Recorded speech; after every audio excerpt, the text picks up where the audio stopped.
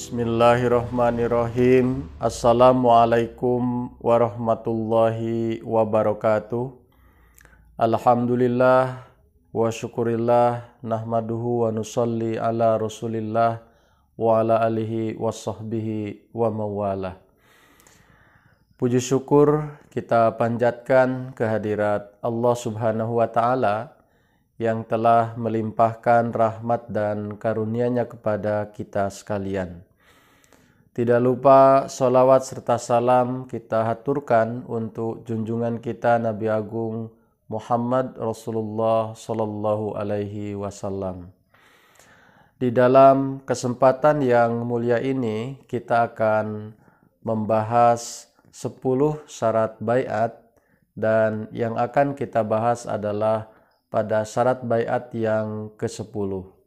Syarat baiat nomor 10 ini adalah akan mengikat tali persaudaraan dengan hamba Allah Ta'ala ini semata-mata karena Allah, dengan pengakuan taat dalam hal ma'ruf dan akan berdiri di atas perjanjian ini hingga mautnya.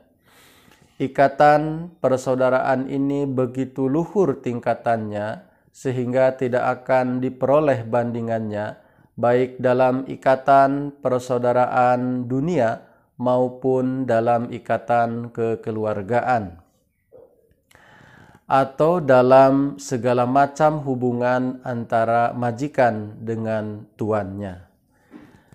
Baik, hadirin yang dimuliakan Allah Subhanahu wa ta'ala, tentu kita akan membahas dalam kesempatan ini kenapa syarat baiat nomor 10 ini demikian bunyinya, yang melandasi tentang ikatan persaudaraan dengan Hadrat Masih Maud alaihissalam tidak lain dan tidak bukan adalah karena keimanan kepada Allah Subhanahu wa ta'ala.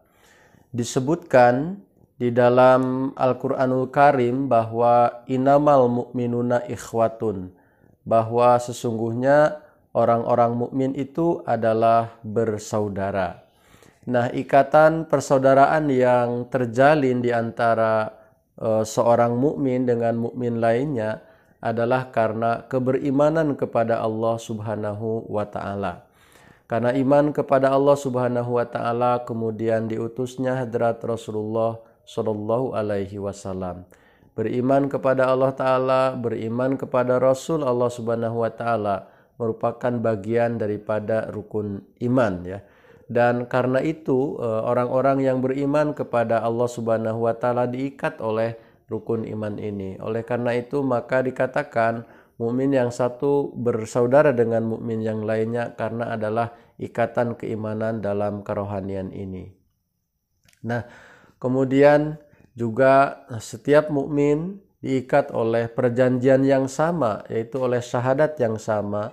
Asyhadu alla ilaha illallah wa asyhadu anna Muhammadar Rasulullah. Aku bersaksi tidak ada Tuhan yang wajib disembah kecuali Allah, dan aku bersaksi bahwa Muhammad adalah hambanya dan utusannya. Jadi inilah ikatan yang mengikat antara mukmin yang satu dengan mukmin yang lainnya dalam hubungan keislaman atau keagamaan. Hadirin yang dimuliakan Allah Subhanahu wa ta'ala, ikatan persaudaraan secara rohani dengan Hadrat Masih Maud alaihissalam dikatakan istimewa karena pada dasarnya melaksanakan 2 perintah. Yang pertama adalah perintah dari Allah Subhanahu wa ta'ala, karena Hadrat Masih Maud alaihissalam adalah orang yang mendakwakan diri diutus oleh Allah Subhanahu wa ta'ala. Artinya beriman kepadanya ialah melaksanakan juga perintah Allah Subhanahu wa ta'ala kepada orang-orang yang beriman untuk mengimani setiap utusan yang datang dari Allah Subhanahu wa ta'ala. Faktor kedua yang membuatnya istimewa karena kedatangan Hadrat Masih Maud alaihissalam sebagai Imam Mahdi adalah dijanjikan oleh Rasulullah Sallallahu Alaihi Wasallam, di mana Kanjeng Nabi Muhammad Sallallahu Alaihi Wasallam menjanjikan di akhir zaman akan datang seorang Imam Mahdi yang akan memimpin umat beliau di akhir zaman. Hal lain yang menjadikan hubungan dengan Hadrat Masih Maud alaihissalam memiliki tingkatan yang luhur karena dua alasan. Yang pertama, landasan hubungan ini adalah semata-mata karena Allah Subhanahu wa Ta'ala.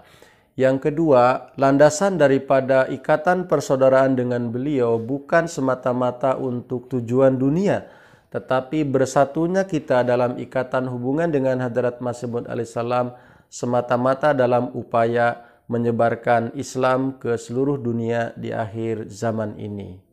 Sementara itu, yang menjadi faktor suksesnya hubungan ini disebutkan adalah ketaatan dalam hal ma'ruf dan akan berdiri di atas perjanjian ini hingga mautnya. Hal ini menjadi syarat mutlak agar hubungan yang disebutkan di dalam syarat baiat yang ke-10 ini menjadi berkualitas atau memberikan manfaat dan faedah yang sebesar-besarnya untuk kemajuan Islam. Hadrat Masih Maud alaihissalam menyebutkan harapannya bahwa dengan terciptanya hubungan persaudaraan dengan beliau adalah hendaknya seperti ghulamana, yakni hubungan antara sahaya dengan tuannya, atau seperti hubungan khadimana, yaitu antara pelayan dengan majikannya. Ketaatan dalam dua bentuk hubungan ini, yakni gulamanah atau khadimanah, adalah merupakan ketaatan yang mutlak tanpa ada alasan apapun. Oleh karena itu, apabila kita telah berbaiat kepada Hadrat Masih Maud alaihissalam dan bergabung ke dalam jemaat beliau, artinya kita telah menyerahkan seluruh hidup kita untuk beliau. Nah, dalam hal-hal yang ma'ruf sebagai upaya untuk menyebarkan Islam ke seluruh pelosok dunia. Perintah-perintah yang beliau sampaikan kepada kita semua semata-mata tujuannya adalah untuk hal tersebut. Nah, kemudian setelah kewafatan Hadrat Masih Maud alaihissalam, beliau juga menjanjikan akan kedatangan kudrat kedua dalam bentuk kekhalifahan beliau. Oleh karena itu juga mentaati kekhalifahan beliau adalah sama dengan mentaati beliau Hadrat Masih Maud alaihissalam.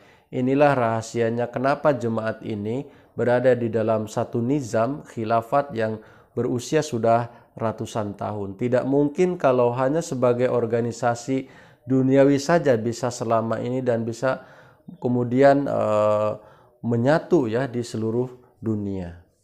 Para pemirsa yang berbahagia, perintah untuk mengikuti hadrat Rasulullah Shallallahu Alaihi Wasallam sangat jelas. Misalnya dalam surah Ali Imran ayat ke-32, Allah Ta'ala berfirman, Kul in kuntum tuhibunallah fattabi'uni yuhbibkumullah. Yakni, katakanlah wahai Muhammad, jika kalian benar-benar mencintai Allah, maka ikutilah aku. Artinya, di dalam hal berbaiat, kita juga harus meneladani ajaran Al-Quran dan praktek Rasulullah SAW dan para sahabat. Terkait dengan ajaran baiat atau janji setia, kita dapati di dalam surah Al-Fat ayat yang ke-10. Allah Ta'ala berfirman, A'udzubillahi minasyaitonirrajim, Innal ladzina yubayyi'unaka innama yubayyi'unallah, yadullahi fawqa aydihim, faman nakasa fa innama yankusu ala nafsihi, waman awfa bima ahada alaihullah fasayutihi ajran azima. Bahwasanya orang-orang yang berjanji setia kepada kamu, sesungguhnya mereka berjanji setia kepada Allah. Tangan Allah berada di atas tangan mereka, dan barang siapa yang melanggar janjinya, niscaya akibat ia melanggar janji itu akan menimpa dirinya sendiri. Dan barang siapa menepati janjinya kepada Allah, maka Allah akan memberinya pahala yang besar. Surah Al-Fat ayat ke-10. Kemudian kita tentu bertanya-tanya dalam hal apa saja ketaatan yang harus kita tunaikan di dalam janji setia atau baiat ini. Untuk mengetahui hal itu kita dapati di dalam sebuah hadis Rasulullah SAW menjelaskan berkenaan dengan hal ini. Misalnya kita dapati di dalam hadis Muslim, bunyinya adalah demikian. Kami baiat di tangan Rasulullah SAW atas janji akan mendengar dan taat, baik dalam keadaan suka maupun duka, dalam keadaan susah maupun mudah. Dimanapun juga kami tidak akan bertengkar dengan siapapun yang berhak atas amar atau menjadi pemimpin atau yang memberi keputusan kepada kami. Kami akan tetap tegak berdiri di atas kebenaran, atau kami akan senantiasa mengatakan yang benar, dan dalam urusan Tuhan kami tidak akan takut dengan cercaan. Dengan memperhatikan hadis yang telah disebutkan tadi, maka kita akan memperoleh 4 poin yang menjadi kesepakatan janji setia atau baiat antara para sahabat dengan Rasulullah SAW. Yang pertama, bahwa mereka akan senantiasa mendengar dan taat kepada segala perintah Rasulullah SAW dalam segala kondisi. Yang kedua, bahwa para sahabat ini berjanji kepada Rasulullah SAW tidak akan pernah berselisih paham dengan amir atau pemimpin yang telah ditetapkan oleh Rasulullah SAW. Poin yang ketiga, para sahabat berjanji bahwa mereka akan senantiasa berdiri di atas kebenaran, atau mereka akan senantiasa mengatakan hal-hal yang benar. Kemudian yang keempat yang menjadi janji setia antara para sahabat dengan Rasulullah SAW adalah bahwa mereka dalam memperjuangkan ketauhidan tidak akan pernah takut terhadap cercaan dan hinaan siapapun. Pemirsa yang berbahagia, itulah tauladan baiat atau janji setia antara Rasulullah SAW dengan para sahabat. Kemudian kita akan lanjutkan materi ini bahwa apakah ada perintah baiat kepada Hadrat Imam Mahdi dari Rasulullah SAW? Jawabannya sangat jelas disebutkan dalam beberapa hadis, antara lain bunyinya adalah demikian. Hadrat Rasulullah SAW bersabda, apabila kalian menemukan zaman Masih dan Mahdi, maka berbaiatlah kepadanya, meski untuk itu kalian harus merangkak supaya bisa pergi menemuinya, dan sampaikanlah salamku kepadanya. Jadi hadis ini menunjukkan kepada kita semuanya bahwa memang untuk beriman kepada Al-Masih dan Al-Mahdi yang dijanjikan oleh Rasulullah SAW itu tentu akan menemui berbagai halangan dan rintangan.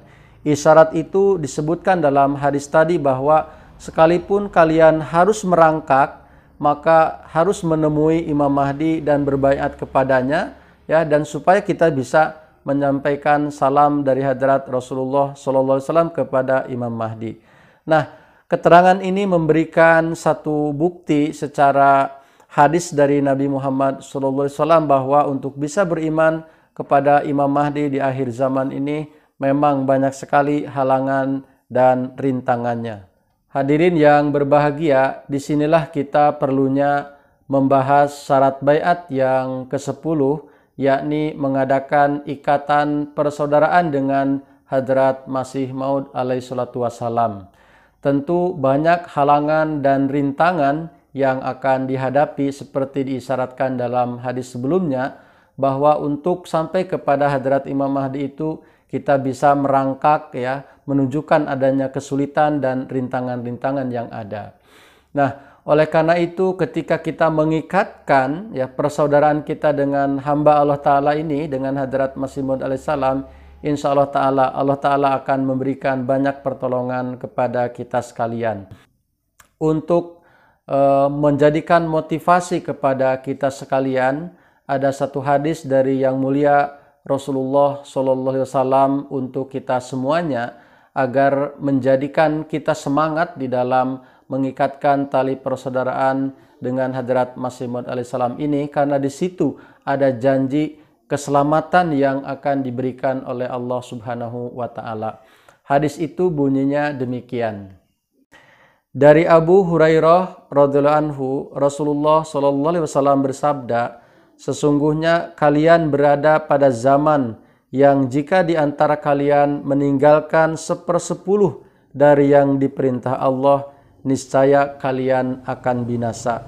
Kemudian akan datang suatu zaman, siapa di antara mereka yang mengamalkan 1/10 dari apa yang diperintahkan Allah, niscaya akan selamat. Hadis Tirmizi, Miskatul Masobih, halaman 64. Jadi berdasarkan hadis yang baru saja saya sampaikan, bahwa apabila kita mampu melaksanakan 1/10 saja dari yang diperintahkan oleh Allah Subhanahu wa Ta'ala, maka janji keselamatan akan Allah Ta'ala berikan kepada kita semuanya. Hadis ini saya kira juga ada kaitannya dengan 10 syarat baiat yang telah dikemukakan oleh Hadrat Masih Maud alaihissalam untuk kita semuanya. Jadi dari 10 syarat baiat itu, ya, satu saja kita laksanakan, kita akan mendapatkan keselamatan dari Allah Subhanahu wa Ta'ala. Apalagi ya apabila kita mampu menjalankan ke 10 syarat baiat yang telah dituliskan oleh Hadrat Masih Maud alaihissalam, insyaallah ta'ala kita akan mendapatkan najat atau keselamatan yang sempurna dari Allah Subhanahu wa Ta'ala. Karena pada dasarnya kedatangan Hadrat Masih Maud alaihissalam tiada lain dan tiada bukan adalah untuk mendekatkan kita kepada Islam, menempatkan kembali kita di rel Islam yang benar sesuai dengan yang diajarkan oleh yang mulia Rasulullah Shallallahu Alaihi Wasallam. Mudah-mudahan hal ini memberikan manfaat kepada kita semuanya. Wabillahi taufik wal hidayah wa akhiru da'wana anil hamdulillahi rabbil alamin. Wassalamualaikum warahmatullahi wabarakatuh.